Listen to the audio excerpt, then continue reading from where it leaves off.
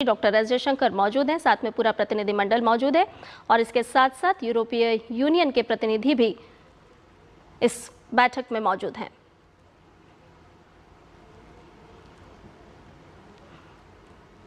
तो भारत और ईयू के बीच जो प्रतिनिधिमंडल स्तर की बातचीत और उससे जुड़ी हुई ये तस्वीरें आपसे साझा कर रहे हैं। आज का दिन भारत और यूरोप दोनों के लिए बहुत ही महत्वपूर्ण, कई मायनों में बेहद ही खास। और इससे पहले आपको बताया कि एक्स पर संदेश लिखते हुए ईयू अध्यक्ष उर्सुला वॉन डेर लेयन ने साफ तौर पर कहा कि भारत और यूरोप इतिहास रच रहे हैं और ये सिर्फ अभी शुरुआत है।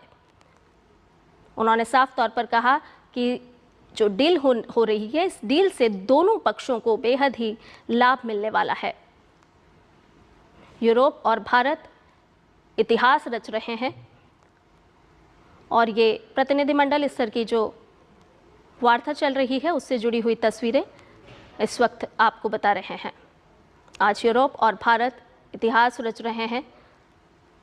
एक्स पर ईयू अध्यक्ष उर्सुला वॉन डेर लेयन ने साफ तौर पर कहा कि हमने अब तक की सबसे बड़ी डील पक्की कर ली है।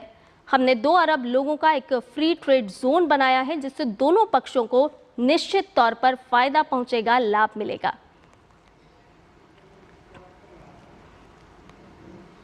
और अखिलेश सुमन हमारे संवाददाता फोन लाइन पर हमारे साथ लगातार बने हुए हैं। अखिलेश, आप बता रहे थे कि किस तरह से जो एक्स पर संदेश ईयू अध्यक्ष ने लिखा है उसके क्या कुछ मायने हैं, क्योंकि उन्होंने कहा है साफ तौर पर कि भारत और ईयू मिलकर इतिहास रच रहे हैं।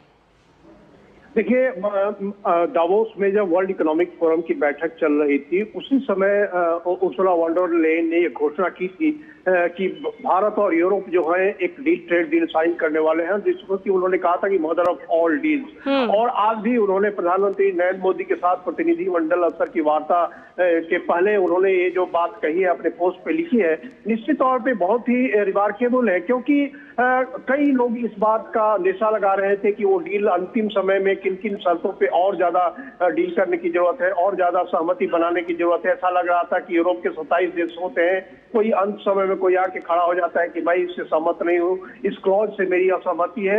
लेकिन ये सारी असहमतियां सहमति में बदल गई है और एक तरह से कहें कि एक 27 देशों का एक पूरा का पूरा ब्लॉक, और ये ब्लॉक कोई छोटा मोटा ब्लॉक नहीं है। यह ब्लॉक जो है वो विकसित अर्थव्यवस्थाएं कह सकते हैं, इनको विकसित तकनीक वाले देश कह सकते हैं, इनको आधुनिक पूरी तकनीक है इनके पास। और ये सारे के साथ जब भारत का ये ट्रेड डील हो रहा है, ये व्यापारिक जो समझौता हो रहा है, निश्चित तौर पे दोनों के लिए विन विन सिचुएशन है। क्योंकि आज भारत को सबसे ज्यादा इस बात की जरूरत है कि भारत के जो सामान है